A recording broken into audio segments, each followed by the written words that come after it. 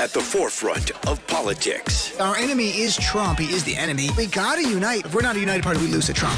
On the front lines of activism. There's certain fights, if we don't engage, they win. This is a fundamental question of who we are. And delivering your daily dose of comedy. Donald Trump, when he had his physical, they had his blood pressure, and mine is higher than his. Oh. And the irony is mine is higher because of him. From the blue wave. We flipped enough seats to take control of the House. We control the House. To 2020 and beyond. This is the Dean Obeidallah Show on Sirius XM Progress, Channel 127. And welcome to the show, brothers and sisters. Wednesday, February 5th. I'm Dean Obeidallah, as always here to be your MBFF. And I wish I could clone myself and be a second MBFF because there's so much news to cover. Today is really a unique, remarkable day in that you have the intersection of State of the Union coverage, the impeachment vote, and more results from Iowa at the same time. The first two stories are the biggest ones, and so we can make some sense of this all. In the first hour, we're going to cover the State of the Union. It'll be me and you. Second hour, I just have one guest, but then we'll talk about the vote more, and we'll discuss that again. And I really want to hear from you about your reaction on the vote and the State of the Union. And what a day, though. What a day. Just briefly on the impeachment vote. It is now a bipartisan impeachment of Donald Trump. The acquittal was only by Republicans. The ones who voted to convict Donald Trump include a Republican, an independent, and the Democrats. So Donald Trump, it's impeached forever, exonerated never. He'll never live it down. It'll be taught to every school kid going forward. 3 presidents in modern day, and any time, I should say not modern day, 2 in modern day, 3 overall have been impeached. And Donald Trump today, there was history made. Mitt Romney voting to convict and remove Donald Trump, that is historic. Never before has someone in the party of the president who's been on trial voted to convict and remove the president. So that was historic. But the big thing, first I want to go through the State of the Union a little bit. If you missed it, this song kind of sums it up. Nina, here's clip number 1.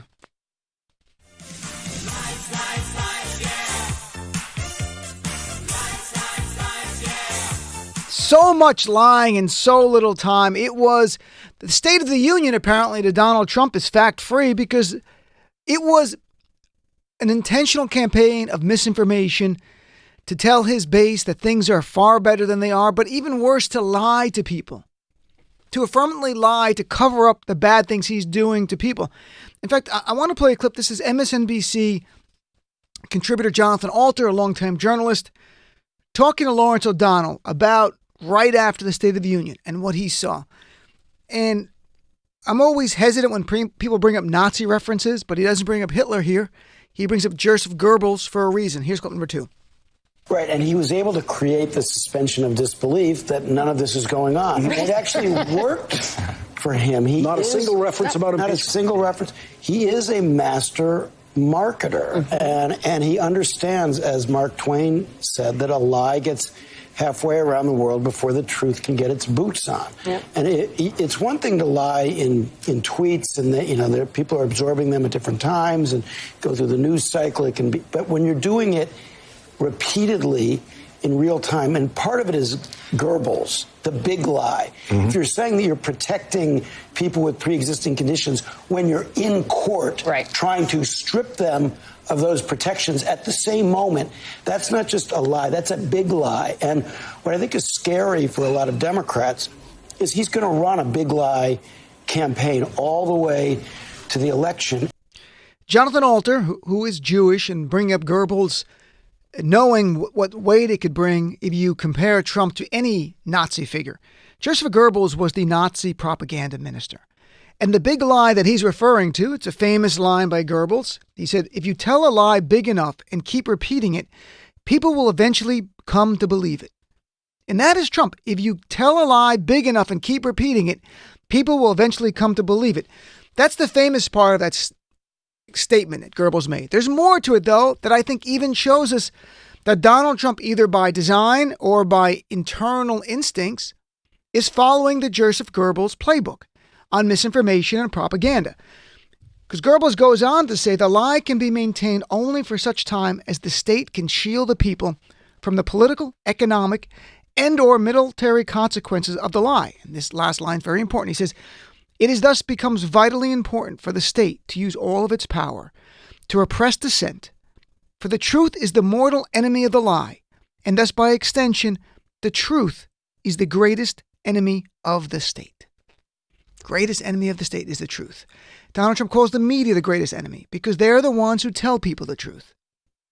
Jonathan Alter is absolutely right. And Jonathan Alter touched on the fact, something that I talk about on the show so many times, that Donald Trump is in federal court right now, his administration, along with 20 Republican attorney generals, fighting to end you and your family's coverage for pre-existing medical conditions, for all the benefits of the ACA, every single one. And here was Jake Tapper on CNN right after the speech. It was one of his first comments on this very point. And I'm glad the media is talking about this finally because our candidates are not making it a priority. Here's clip number 3, Jake Tapper from last night. He said at one point, I've also made an ironclad pledge to American families. We will always protect patients with pre-existing conditions. That's a guarantee. That's just not factual. I mean, his administration has supported getting rid of those pre-existing conditions. In fact, here's the falsehood the president said. Let's roll that tape. I've also made an ironclad pledge to American families. We will always protect patients with pre-existing conditions.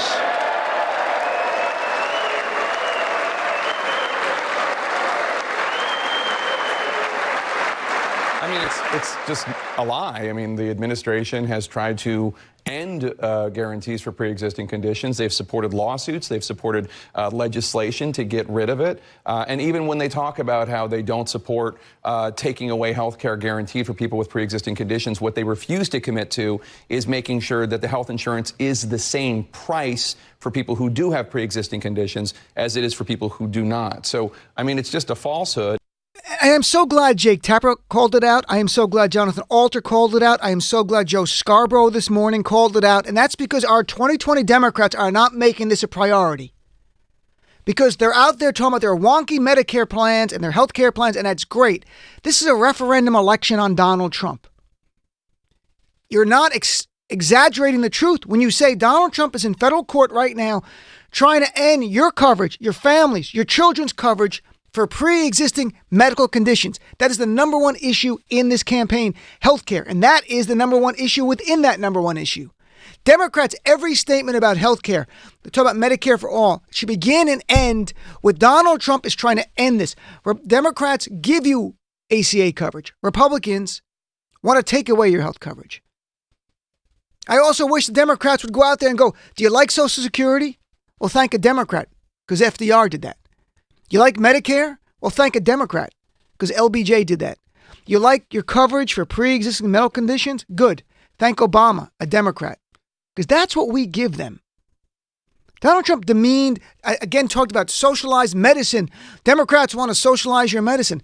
Socialism to them is Social Security. They called, when FDR proposed it, they called it socialism. When LBJ proposed Medicare, Republicans called it socialism, socialized medicine. And we all know with the ACA, we all lived through that, the exact same thing. They call it socialism. To the Republicans, anything that helps working class or poor Americans is socialism. What they define capitalism as, anything that helps their wealthy donors. And the Democrats got to start making that argument. Because we got to make, I've said this countless times, we've got to make it. We are the leaders we've been waiting for. Instead of getting frustrated with our candidates because they're on the field, and it's not like they're not bringing up a lot of the issues. They're not making a priority so the media doesn't cover it. Then Joe Scarborough had a long segment on Donald Trump's lies about the economy, something we've covered on this show over and over and over again, because this is one area our Democrats are not pounding Trump on. So Trump goes on there, and Joe Scarborough, and I'll just play one segment. He went through the same things we did. We had experts on. We've talked about it. Wage growth this year. Last year, average American 2.9%. Inflation was 1.9%, meaning really a 1% wage increase. Job growth under Obama, much stronger, much more robust than Donald Trump in the same amount of time. GDP growth under Obama stronger than under Trump. It is now slowing and contracting. And here's just one part of it. It's Joe Scarborough with Steve Ratner, a contributor, talks about economics a lot. But listen to the end. Listen very closely to Joe Scarborough at the end. He hosts the biggest morning show just about in the news. And there he is taking a shot at the media. And I thought it was really interesting. Here's clip number 4. Well, let's start with job growth. And he bragged a lot about the job growth. But as you can see here, what we're trying to show here is that job growth under President Trump, which has been significant, was actually lower than job growth under President Obama over the same 35 months, the end of Obama's term versus the beginning of Trump's term. So the idea that there's something unprecedented happening here is ridiculous. Wait. Hold on a second. I'm confused. So you're telling me that the gray that we're looking at right now is job growth under Barack Obama, his last 3 years in office, and the red is job growth under Donald Trump, his last 3 years in office. And actually, Donald Trump is doing worse than Barack Obama. Let's forget about why Donald Trump lies. We know he lies. Why doesn't the media report this more? Why do they let Donald Trump keep going? This is the media that is actually cooking the books for Donald Trump. Absolutely right. The media wants Trump to win. We've said this forever. Big media executives, Donald Trump gives them ratings. Ratings equals revenue. It is simple. There's no math involved. Revenue, ratings equals revenue. That's what big media executives want. So when the bad jobs report came out last month and I wrote about it and I tried to get on CNN or MS to talk about it, one anchor on MS almost had me on, then bumped it and said, we really should cover this more. And I said, why didn't you? I know the guy. Why didn't you at least say that this quarter, the last economic quarter, was the worst in 8 years? Why wasn't that a headline? Oh, I don't know. Because the executives don't want it to be a headline, folks. Because executives have a way of, they have morning meetings and they'll tell the anchors what we're focusing on today. And they're intentionally not focusing on the weakness in our economy because they want Trump. In fact, yesterday, how many people heard yesterday and today, Trump's got the highest approval ratings at any time? How many of you heard that? Probably a lot, right? He had the highest approval rating in one poll, a Gallup poll, which gets a B rating in methodology from 538, which I always go to that site. It's nonpartisan. One poll, 49% approval rating, highest ever. Today, Reuters came out with a poll. Donald Trump has a 42% approval rating, 55% disapproval, 42% to 55%. Where were the headlines over that? They're not, because they want Trump to win. This is not conspiracy. This is capitalism. This is what capitalism looks like. It doesn't matter Donald Trump is what he is. They want him to win because he's good for the bottom line. And by the way, Donald Trump's approval ratings right now in that one Gallup poll are the highest in that one Gallup poll. If you go to 538, which I really recommend people to go to, it's a great site. It tells you the methodology of the polls, it weights them, and it gives you averages so you can watch it from one place through the year. Donald Trump's average on 538 right now, approval rating, 43.4%. Disapproval, 52%. 43.4% is not his highest approval rating on average. It was higher in December. This is literally a media narrative made up to make people think Trump's going to win and make you feel like, oh, how can we beat this guy? That's what this is. The same way others on the right might say in 2016, they were told Hillary was going to win and it impacted their turnout. Actually hurt our turnout, frankly. So we had that going on. We got the lies of Trump, lied about issue after issue after issue. Then came the big moment with Nancy Pelosi. And it began, Trump walks up to the podium, hands his speech to her. She puts her hand out to shake it. He turns his back on her. And then gives the speech. After the speech is over, Nancy Pelosi does not interrupt during the speech, gets up, tears up the speech. They calling her Nancy the Ripper on Twitter. It's trending all day. Trump was really angry. Oh my God, they were so triggered. Trumpers were so triggered that their beloved sexual predator, white supremacist, apologist for men who abuse women, Muslim-hating, LGBTQ discriminating, anti-Semitic trope-using, child-caging bigot had his speech torn up by a strong woman. Drove them crazy. They needed a safe space collectively so they can cry and have a warm glass of milk and then watch a movie with John Voight in it or some other conservative, they can feel better about them. Look, it was an act of civil disobedience in the most civil of ways. She didn't interrupt him. She did it quietly. Trump didn't even notice. Mike Pence even said he didn't notice till afterwards. But it was on TV. It made headlines 2 years in a row. Nancy Pelosi stole the headlines today more than last time. Last time it was the clap. This time it was her tearing it up. And there's a few things I think that Trump world doesn't get. And maybe because there's a reason why they don't get it, because we live in unique times. In the past, Republicans would give their base red meat, whatever it was, on issue after issue. And it would get their base going. And the response from our side, generally, unless it was really horrible, was to shrug it off or laugh it off, even go like, that's nuts. Why are they like this? But things have changed. In the time of Trump, we're seeing really, it's Newton's third law of motion, which states for every action, there's an equal and opposite reaction. Now that applies to physics. In the time of Trump, it's also applying to politics. What Trump and Trumpers don't get, and I'm glad they don't get it because we keep winning, is that every time Donald Trump gives red meat to his base, it's no longer we shrug. It doesn't just animate his base, it animates our base as well.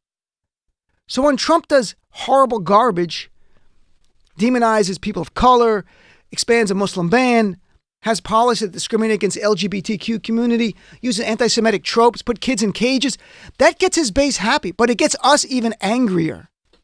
And they don't know that. They still haven't picked that up. This is what's remarkable. Even though we won in 2017, even though we won in 2018, even though we won in 2019, even though polls today that the media touts Trump's highest approval rating dig deeper, strongly approve versus strongly disapprove, the numbers of those who strongly disapprove, those who strongly disapprove, who are angry at Trump, far exceed those who strongly approve. He doesn't have enough red meat to give them because every time he does it, we get angry. We stay engaged. We refuse to check out. I don't think they don't understand that.